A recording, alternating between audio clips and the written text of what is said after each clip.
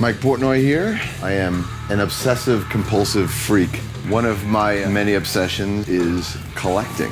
Drums is one of my biggest obsessions. This is what I do. Other biggest obsession, which is film. One Sabian symbol that I'm obsessed with, my very own signature symbol, the Max stacks. The coolest things in my life, but also one of the most dangerous things in my life, is how easily I can become obsessed with things that I like. And when I'm into something, it's full-blown. I don't casually get into anything. Here we are in my home theater. Most musicians opt for a home studio. I opted for the home theater because in addition to music, which is obviously one of my biggest obsessions, as I am a musician and a musical artist, when I come home, I want to surround myself with my other biggest obsession, which is film. I've always been into film since I was a kid. And I have my top 10 directors along that wall.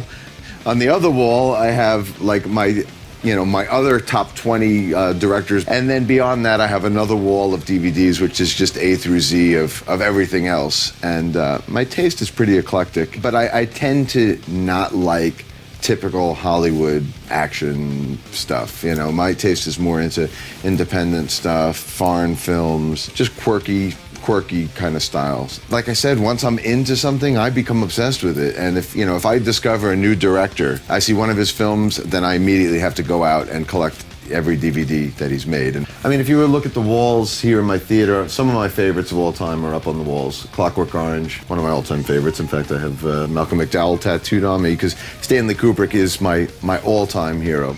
So I could relate to the role of a film director because he's the person that's going to oversee everything. My role all those years in Dream Theater was very much like that, overseeing everything.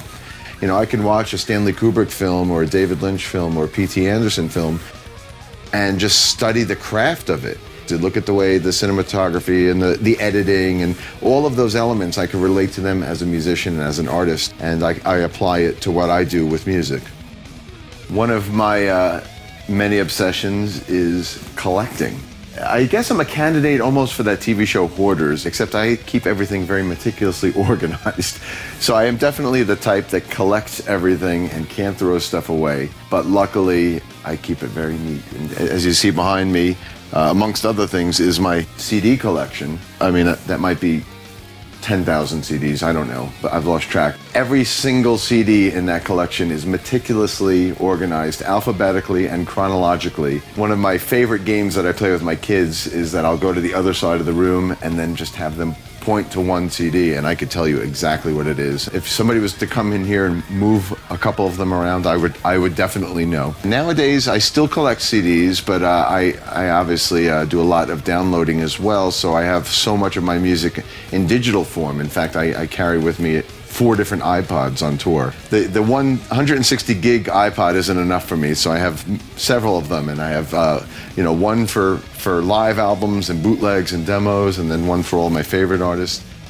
In addition to collecting tremendous amounts of CDs and DVDs, I also cannot throw away a magazine. Even from when I was a kid, right here, these are all my Modern Drummer magazines, starting from August '79 all the way up to present day. August '93, this was the first time I appeared in Modern Drummer magazine, and that was one of the highlights of my career. And since then, I've been on the cover 3 times. When my kids grow up and they have kids, I could show my grandkids. Remember these days when we had these things called magazines? And this is with your grandpa, first time he was in Modern Drummer magazine. I don't know why I'd suddenly become Southern. Suddenly, just because I'm an old man, I'm going to have a Southern accent. I don't know why that would happen. But anyway, here are my magazines. Through these doors is the drum room.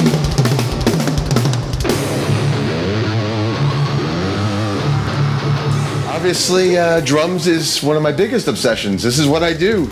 I hit things. What's on display here is 3 of my tribute kits. I have my John Bonham tribute kit, which TAMA made for me when I did my Hammer of the Gods band. This is my Keith Moon tribute kit, which TAMA made for me when I did my Amazing Journey tribute band. And this is my Neil Peart tribute kit, signed by Neil. Thanks, Neil. And this was the kit that TAMA made for me when I did my Cygnus and the Sea Monsters tribute band.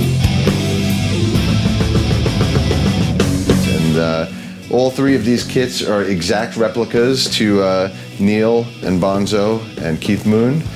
And all three were so much fun to play, and all very, very different. You know, the classic Bonham setup, the completely wacky, untraditional Keith Moon setup, and then of course the classic mammoth Neil Peart setup. So three very different worlds.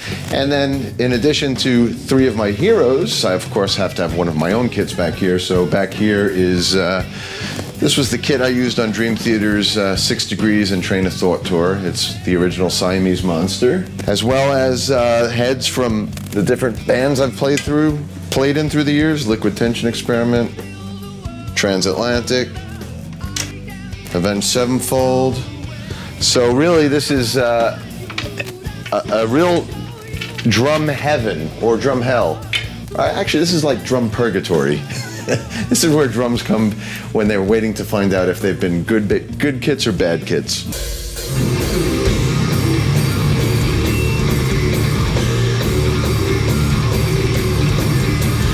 I've always played a wide array of Sabian cymbals, and I love them all. But I guess if I had to pick one Sabian cymbal that I'm obsessed with, it would have to be my very own signature cymbal, the Max Stax.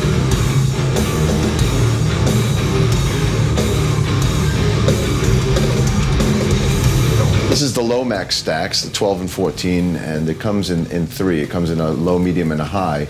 But I would say the low, which is the 12 and 14, is probably the one that I utilize in every setting I'm playing in, whether it's, you know, a progressive band or a metal band. It's the one that really cuts through. The first time I heard stacked cymbals was from Terry Bozzio.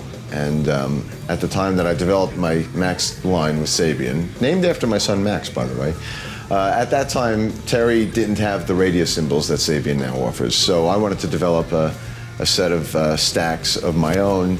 And in addition to being able to ride on them or play accents with them, I mean, those kind of double bass patterns, which is a big part of Terry's style, and it has become a big part of my style as well. The stacks were great for that, and I have 3 sets of stacks on my kit, so I can actually do a lot of double-handed, you know, accents between the kick drums and the snare and the stacks. And I've always loved stacked cymbals because they're kind of the perfect combination of a China cymbal as well as a percussive, you know, effect cymbal. So the stacks really cuts through. You could kind of ride on it like a China or a ride, or you could do accents on it. And it's one of those cymbals that just carries through no matter what project or band I'm playing with.